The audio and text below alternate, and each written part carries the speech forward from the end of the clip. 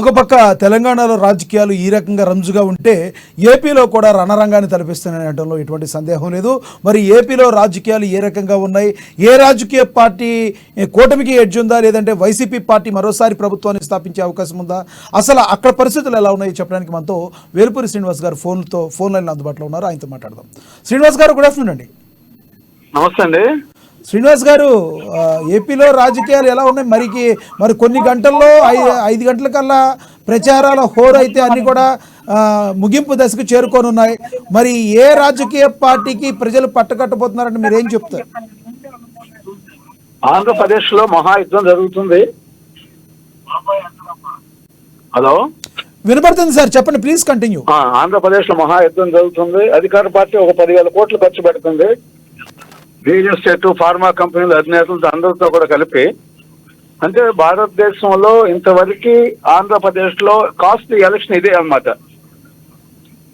Bharatiya Janata party, TDP, Janasena ముగ్గురు కూడా పొత్తు ఉన్నా కూడా ఇవాళ పారదర్శకంగా ఎన్నికలు చేస్తున్నారు ఇవాళ.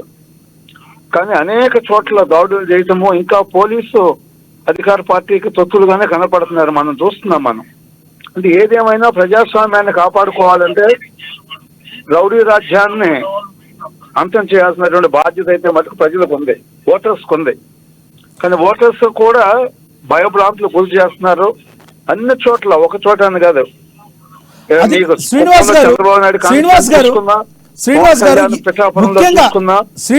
ఎక్కడ చూసుకున్నా కూడా పోలీసు వన్ సైడ్ యాక్ట్ చేస్తున్నారు. ప్రజాస్వామ్యానికి మంచి పద్ధతి. శ్రీనివాస్ గారు, ఏ రాజకీయ పార్టీకి అవకాశం ఉందని అడుగుతున్నాను నేను. అంటే ఏ రాజకీయ పార్టీకి, కూటమికి అవకాశం ఎక్కువ కనబడుతుందా? మొత్తం కూడా ఇవాళ మోడీ గారు చేసినటువంటి కార్యక్రమాలు కానీ, అదే విధంగా చంద్రబాబు నాయుడు గతంలో ప్రభుత్వం చేసినటువంటి కార్యక్రమాలు కానీ, ఇప్పుడు పవన్ కళ్యాణ్ అందరికన్నా ముఖ్యంగా ఒక ఆపత్ బాంధవుడుగా ఆంధ్రప్రదేశ్ ని కాపాడటానికి వచ్చాడు. ఆయన నాకు సీట్లు అనేది కాదు, నాకు ఈ రాష్ట్రం ముఖ్యం, రాష్ట్రం కోసమే నేను ఏ సీట్లు త్యాగం చేస్తానని చాలా స్పష్టంగా చెప్పడం జరిగింది. ఇలాంటి పరిస్థితుల్లో ఓటర్స్ అందరూ కూడా పవన్ కళ్యాణ్ మెయిన్ గా బేస్ చేసుకునే వాళ్ళ కూటమి గెలవటానికి మరి దగ్గర 120 సీట్లు గెలిచేటువంటి అవకాశాలు ఉన్నాయని చెప్పేసి అనేక సర్వే రిపోర్ట్స్ చెప్పడం కూడా జరిగింది. కారణం ఏంటంటే జగన్మోహన్ రెడ్డి గారి సొంత కుటుంబంలో ఉన్నటువంటి అందరూ ఫ్యామిలీ మెంబర్స్ అందరూ కూడా మాకే రక్షణ లేదని చెప్పేసి డైలీ వాళ్ళ ప్రెస్ మీట్లు కూడా మనం చూస్తున్నాం.